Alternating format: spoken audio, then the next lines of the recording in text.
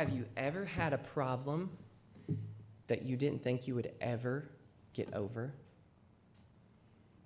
Have you ever felt like it's hopeless?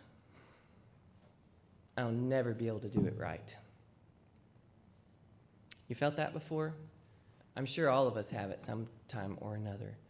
That's a terrible feeling. Have you ever been corrected so many times? I told you to not reach across the table. You always spill your milk when you do that. And you think, that is the umpteenth time my mom's told me that. Oh, it's hopeless. I'll always be clumsy. Have you ever thought something like that before? Now, that is me personally. I'm just being honest. I remember one day my mom coming up to me after I had spilled my cup of water in the floor. I was a teenager by this time. And Mom had wiped up many of my messes up to this point. And they called me Speedy Gonzales. I could make a gom faster than anybody else. That's what they said. So anyway, she came up, she grabbed me by the face, and she said, Caleb, I just want you to know that I love you no matter how many messes I wipe up. And that really helped me. It did. It switched my thought process around from thinking, oh, I'll never, to just, I'm loved. And I think it helped. Let me tell you, I hope this message does that for you today. There is no such thing as hopeless as long as there is life. As long as there is a God, there is hope. Please say that with me. There is hope. Now let's look over here at this verse that we have, okay? It's Psalm 39:7. Please say that with me. Psalm 39:7. And it says, And now, Lord, what wait I for? My hope is in thee. It's asking a question. There's a conversation. Someone is being asked. Who's being talked to? Jesus. That's right. How do you know that? That's right. The very first part is a noun of a direct address right there. And now, Lord. So there's your clue. Good job. And it says, what wait I for? Now that's the old-fashioned way of saying, what are we waiting for? Have you ever asked that question? Standing around, hands in your pocket, waiting on the next thing to happen. You're like, what are we standing here doing? Well, I don't know. I thought I was waiting on you. I was waiting on you. But let's get on with the program. Have you ever done that? Okay. Well, there is a story about a person in the Bible who, I wonder if she asked that same question. What am I waiting for? But you know, she had already waited a long time. She had waited for 12 years. And as far as she knew, till that 12th year happened, things were hopeless. This is the story that comes from Mark chapter 5.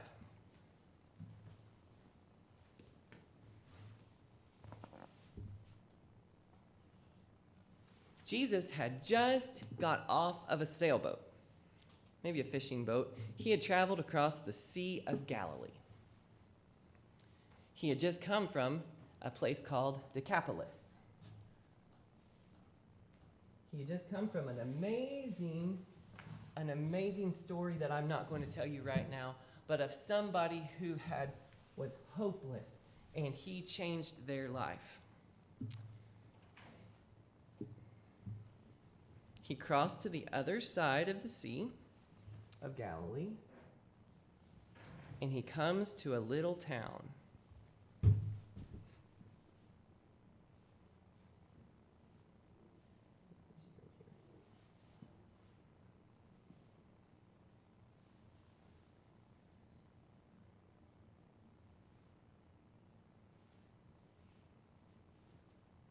Hope it stays. All right.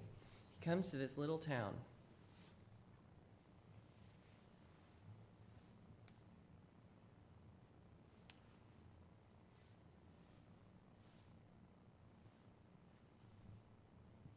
And do you know what met him when he arrived at this little town? A whole bunch of people. Lots of people. They were waiting on him to get off the boat. Everywhere he went, people saw the boat coming. They would be looking, is that Jesus? Is that Jesus? Is Jesus coming? They couldn't wait. The stories were spreading all over the place, how people who were hopeless found hope in Jesus. So as he arrives at the other side, he is met by all kinds of men and women waiting to see this great man who is bringing hope. Can you imagine what that must have been like to be there waiting on the shore to see Jesus? There were boys and girls there too. Boys and girls your age. They had heard the stories too. Can you imagine what it must have been like to have been a little girl there to see Jesus coming? Or a little boy and watching him make a blind man who had been blind from his birth be able to see? That would be an amazing thing to watch, wouldn't it? And there they were, as Jesus got off the boat, and he was met by a man, a ruler of the synagogue, whose name was Jairus. Right away, people were watching all along. Is Jesus coming? Is Jesus coming? The news had spread through the town. Jairus' daughter, his little girl, a little girl about some of y'all's ages right here, she was sick, very, very bad sick. The doctors couldn't do anything for her, and in fact, they had all given up, and they said, she's dying. She's going to be dead probably today. Can you imagine how sad that must be to have your little sister laying in another room about to die, and you can't do a thing about it? All the money in your piggy bank wouldn't be able to change that situation. But they heard that Jesus was coming, and he had done some amazing things, so they were rushing to him fast as they could. Jesus, Jesus, and Jairus meets him there on the shore, and all these other people are standing there, and he says, Jesus, please come, heal my little girl. She's about to die. Hurry, come before it's too late.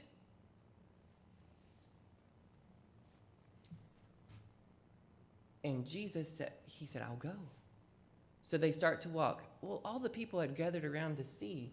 And so it was hard. There were people in the front. There were people in the back. They were trying to make it through this crowd.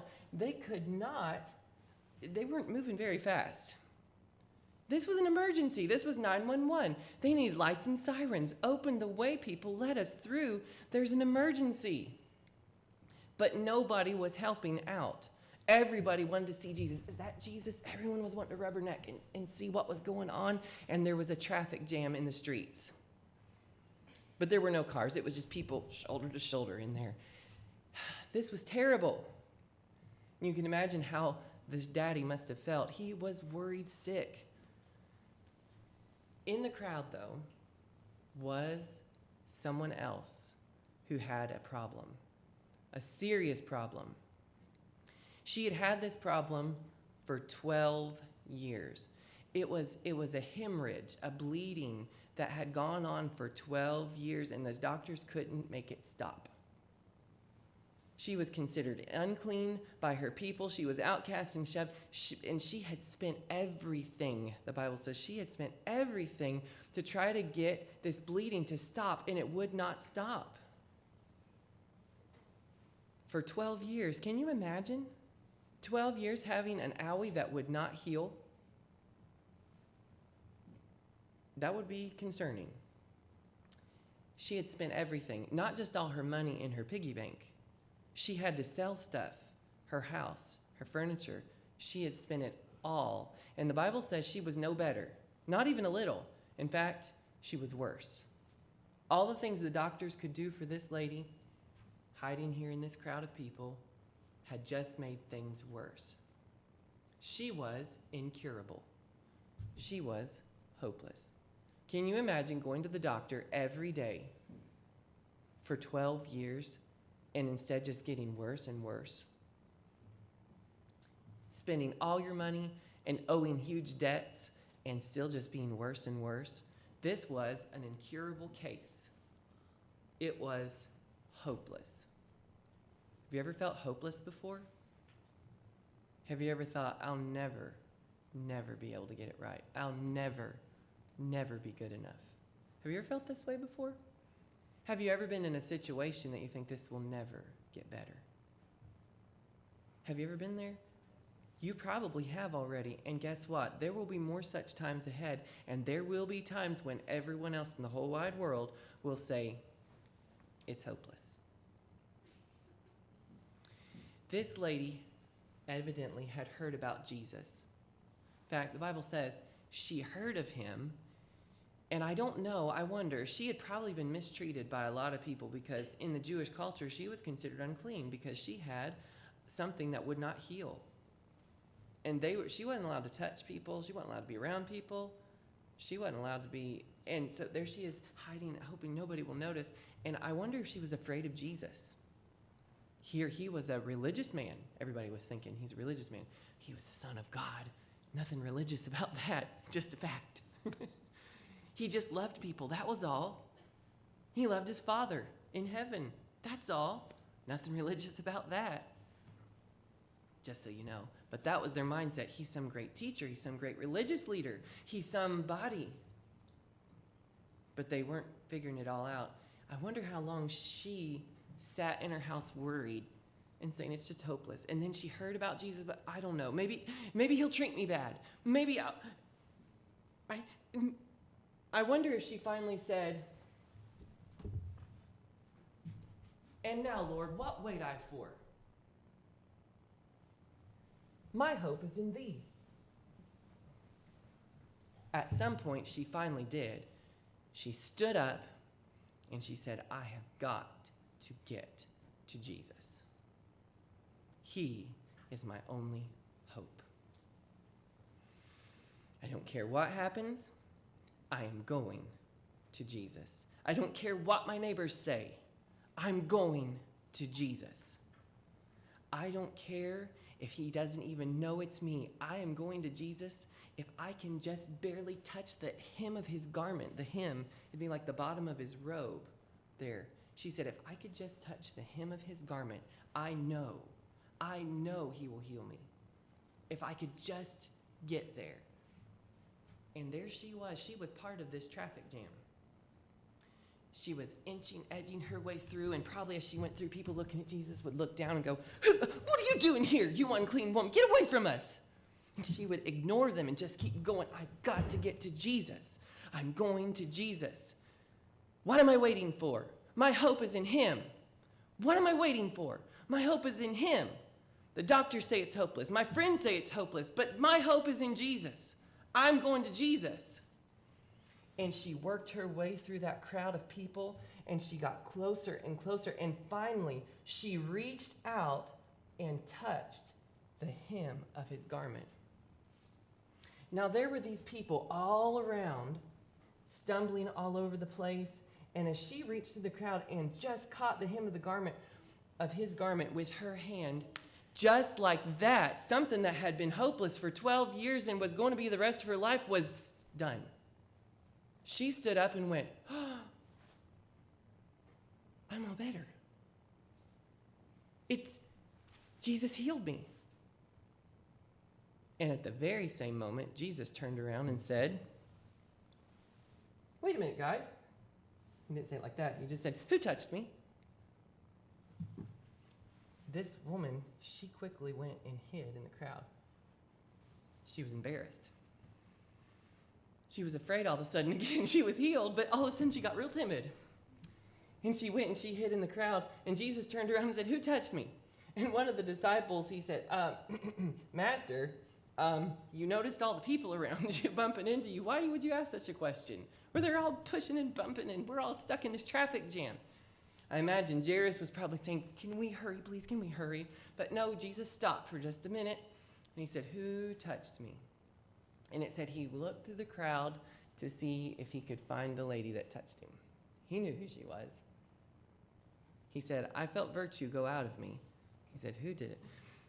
And the lady came forward and she said, "Master, it was me." She said, "I have had a disease for 12 years. The doctors couldn't do anything for me. It only made me worse. I've sold everything I have. I'm in debt." And she said, "And I'm the one that touched you. I knew if I could just touch you, I would be made whole." And Jesus said this, Mark chapter 5, verse 34. Listen to what Jesus said. "Daughter, Thy faith hath made thee whole. Go in peace, and be whole of thy plague.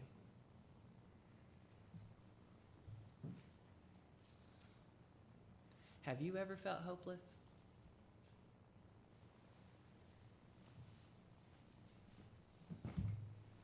What are you waiting for? Your hope is in Jesus. Do you have a sin problem that you can't get over? Do you have a bad habit? Do you have an addiction? It doesn't matter. This goes for anyone. I've heard of people who were addicted to alcohol. They couldn't live without it. I've heard of all kinds of addictions. Some people have been addicted to video games. Some people have been addicted to terrible pills and things like that. Some people are just addicted to sin. Bad habits. They're addicted to disobeying. Some people are addicted to lying. That means they can't help it. They just do. Their sin nature takes over. That's hopeless. There is not a pill in the world that can fix that. There is not a therapy in the world that can help you overcome that. There's only one hope, and it's the best. It will not make you worse. It will make you whole. Completely. That is Jesus Christ. You can sit with your problem and say, oh, it's just hopeless. You could be like that lady before she came to Jesus and just sit in your house and look for the rest of your life to live with your sin problem, or your fear problem, or your excuse problem. You might feel hopeless. But there's a God in heaven who loves you so much, who would stop in the middle of the traffic jam to see you and say, your faith has made you whole. Because you came to me, you're made whole. His name is Jesus. He knows your name, and he wants to make you whole today. Will you let him? Let's say the verse one more time. Psalm 39:7. And now, Lord, what wait I for? My hope is in thee. Psalm 39:7. What are you waiting for? Come on to Jesus and do it right now.